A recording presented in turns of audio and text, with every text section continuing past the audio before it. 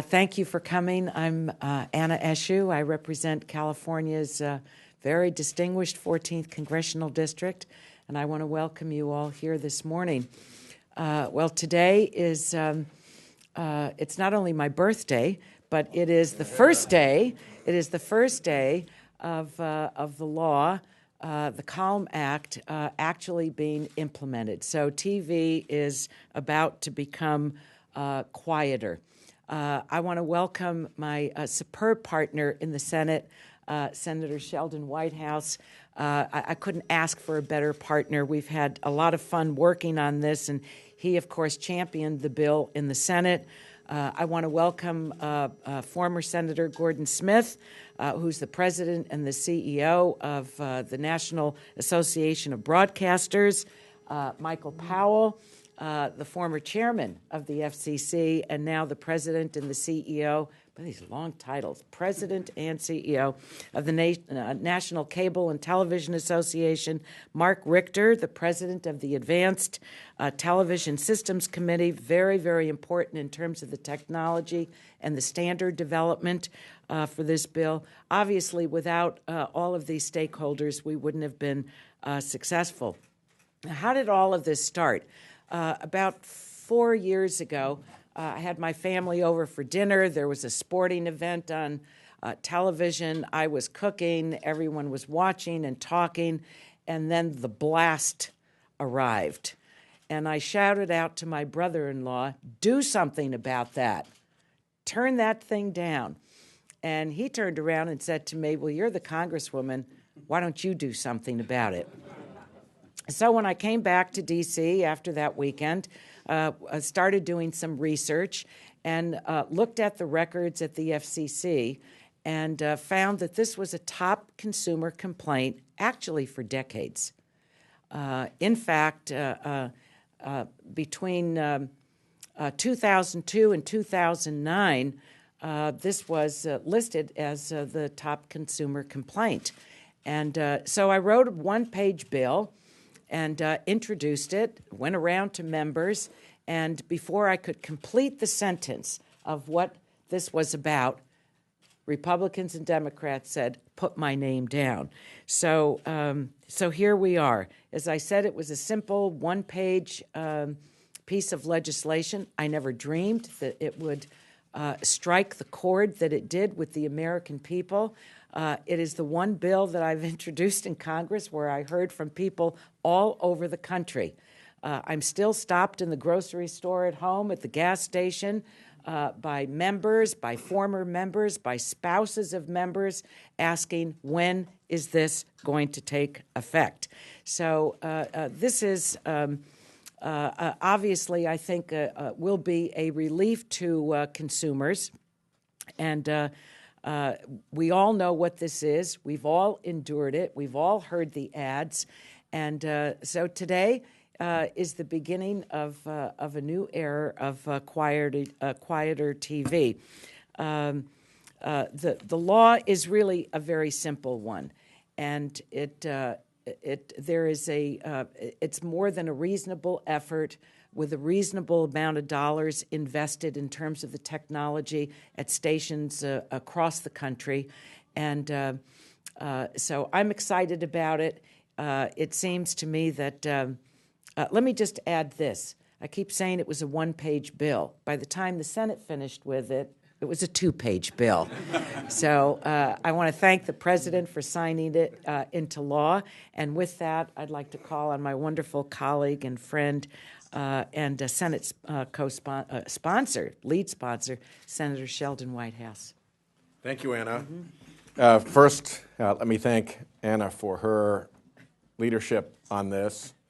I want to also thank the FCC for getting through their rulemaking process and getting all of that done so that today now is in fact the day. And I want to thank my colleague Gordon and Michael and Mark for being here and for the support of their organizations. I have a similar story to Anna's. One of the ways I connect with my constituents in Rhode Island is to host community dinners and put out pasta and meatballs and go to a hall of some kind and have kind of open mic night with whoever wants to come up and have a little supper.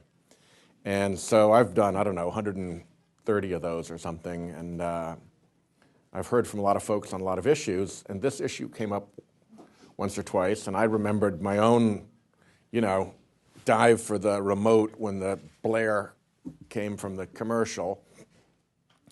So we looked around to see who was doing anything about that, and boom, there was Anna's bill on the House side. So I happily picked it up on the Senate side, and it has been wonderful to work with Representative Anna Eshoo. She is a real get-things-done person, and I'm delighted by this.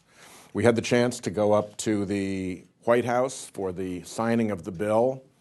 I think it had been a long day for the president because he clapped us both on the shoulder and said, "This is the best thing to happen to me all day. Everybody loves this bill." And that was a lot of pleasure. I just want to also thank Consumers Union and Consumer Reports for all their effort on this and for their appreciation of this bill. They said, "The CALM Act provides an elegant and common sense solution," at least it did before the Senate added its second page, "to finally ending a 45-year consumer complaint in the United States." Now, I know that everybody in Washington is transfixed by the so-called fiscal cliff, and there are issues of enormous moment for the middle class and for our economy. And measured up against that, this is clearly not the biggest thing happening in Washington, but it is one less nuisance, one less annoyance for regular Americans in their regular lives. And I am very glad to have joined with Anna to quiet the world a little bit for our fellow Americans. Thank you.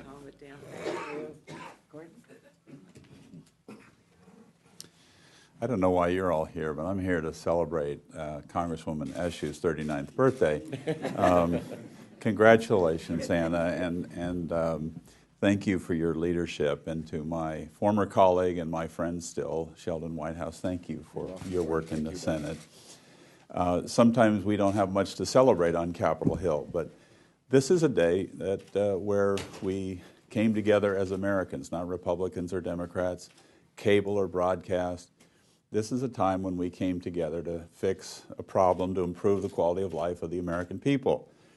And as Congressman Eshoo and Senator Whitehouse have indicated, there are, in my memory, few issues that would bring up more upset at a town hall, a close second to Social Security, Medicare, or taxes, than the condition of the television sets in the homes of the American people. And so this is a wonderful achievement that actually does a measurable good for the American people. I thank my friend Michael Powell, who was a great chairman of the FCC. And I also want to note Mark Richter of ATSC. This is a problem much more complex than just turning down the knob. This is a problem of great technical complexity. And ATSC showed real leadership with this, along with NAB Labs, and I know, I'm sure, Cable Labs as well, to make sure that all of these different platforms, whether it's broadcast, whether it's cable, whether it's satellite, had the ability to make sure that programming and the commercials on either side of it were of a consistent volume. It has been achieved, and we want to express appreciation also to the Federal Communications Commission that has written rules that are not unduly burdensome and allow us to demonstrate our compliance. And so we thank them for that. And so this is a wonderful day for this reason, but especially because of Anna's birthday. Happy birthday. Thank you. Well, it really is always a privilege to be with you. I will tell you, when I was chairman of the FCC, I also experienced in quite a lot of detail this central complaint that would rise up on our sheets every week. And I remember near the end of our tenure, someone calling forward a bunch of engineers in my office to ask, why is this so difficult to solve? And one of my engineers responded, Mr. Chairman, this would take an act of God. Well, apparently all it takes is an act of Congress. And it would not have happened without really the exceptional leadership of two outstanding American public servants, Senator Whitehouse and Congresswoman Eshoo, dear friends of the industry and, more importantly, of the American people in hearing their concerns. They issued a call loudly for us to respond, and we did so quietly as we could, but with purpose, with an understanding that this was a way to dramatically improve the experiences consumers enjoy with our products and services, and we committed not only to the letter but the spirit of the law. The law took a very thoughtful approach. It used objective technical standards, and it provided the industry the appropriate amount of time to engineer a solution. It's always perplexing to think it's such a simple problem, why shouldn't it be a simple fix? But as Gordon mentioned, the solution is quite complex. It involves a huge ecosystem of participants, national programmers, local programmers, broadcasters, cable programmers, equipment manufacturers. It took a lot to bring all that together in a sophisticated and effective way, and I can say confidently today that we have achieved that. Because it is complex, I won't doubt there'll be bumps along the way, but I pledge this. We will stay committed and focused to continually live up to the law and ensure that that experience remains a quality one. So I am honored to be here with you today. Again, my commendations to the leadership for an outstanding job, and thank you very much. Good morning. You know, as the president of a technical standards organization, usually people don't know what I'm talking about when I talk about the work that we're doing on a daily basis to advance broadcasting. But when I talk about this issue, everybody understands that everybody has a story. I want to thank Congresswoman Eshoo and Senator Whitehouse for the legislation, but mostly for choosing an industry-based solution that's based upon collaboration of all the industries involved in television. That's the way we develop our technical standards and recommended practices. In fact, two of our founding members are the NAB, represented by Senator Smith today, and NCTA, represented by the Honorable Michael Powell. Their ongoing support for this effort and all our efforts is greatly appreciated. There's a lot of people I could thank here today, but that are involved in the development of our recommended practice, A85, that is at the heart of the COM Act.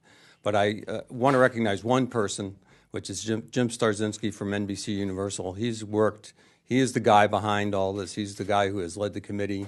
And I know it's not the same as leading senators and representatives, but leading engineers can be sometimes difficult too. So thank you for that, Jim. I do want to say one thing about the one-page, two-page thing. If God had done this, it would have been less than one page. So he's up to you all. Finally, this is unusual for a recommended practice or a standard to have the force of law behind it. It's very unusual. We develop voluntary standards typically. But that's not really so important to me because the reason that's not what drove me to do this work. What drove me to do this work is my wife nudging me late at night for loud commercials. And that commercial comes on and it's just blaringly loud, selling used cars or whatever it is. My wife would hit me and say, "You're the president of ATSC, can't you do anything about this?" So Diane, honey, this is all for you. Thank you.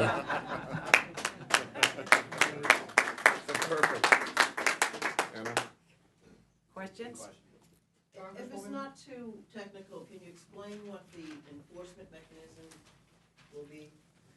Well, there are a couple of things relative to enforcement. Consumers will be able to report what their irritation might be, or if they think that the law is not being abided by. One complaint will not trigger a massive investigation. I mean, we want to be sensible about this. But there will be monitoring that takes place, and I think that that's appropriate. Now, if there is a quote major offender, then it could move to fines. But I think that there's cooperation across all of the industries. So we're not looking to be punitive. In fact, I think that this may be a gift, so to speak, a holiday gift and a lasting gift to advertisers, because consumers are pushing the mute button. So whatever they're paying to advertise, that message is not coming through to the American people. So again, I think that we've taken a reasonable approach on this, but there are steps along the way for reporting to the FCC, monitoring at stations, and civil fines. And civil fines, right? Yes. Congresswoman, I asked almost the same question a year ago. Why would advertisers want to irritate their potential buyers? Why did it take a law to accomplish this? I can't answer that. I just think that common sense didn't prevail. I think that for a long time, the practice was the louder it is, the more attention you will grab. Then the mute button came along, and people started using that. There was a Harris poll, I think I may have mentioned it in my when we first began this morning, that tracked that 90% of the American people were irritated by this. So again, it started out at my home. I thought, if I'm irritated, so are my constituents. And as it turns out, the American people are all irritated by it. So now I think that we've brought a calming effect to it. It's a reasonable law. And as Senator Whitehouse said, we have enormous challenges in our country that are facing us. And God willing, we will rise to the occasion. We did on this one. It's a small bill, but it's being celebrated by a lot of people. And I never thought when we were writing this one-page bill that there would be such an overwhelming positive reaction, not only by members of Congress, but by all of our constituents. Mm-hmm. Maybe it's so that when you use the ad break to get up and go get a beer or make a sandwich in the kitchen, they think you'll still hear the ad in the kitchen. I don't know. Why was it so complicated? I mean, technically, if you can do that in a simple layman's language.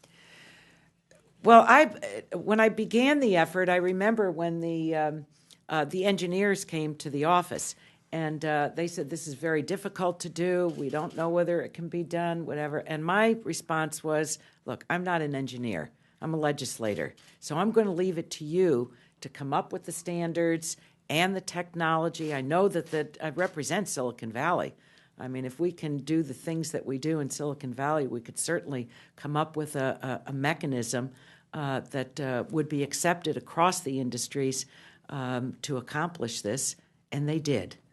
So I salute them for it, and I think you heard the explanation. Mark, do you want to give a talk little about the complications? If I talked about the complications, we'd be here a long time today. I'd just say that there's a long, what we call food chain, from the time a program or a commercial is produced to the time it gets delivered to the home. And that's gotten more complicated through time.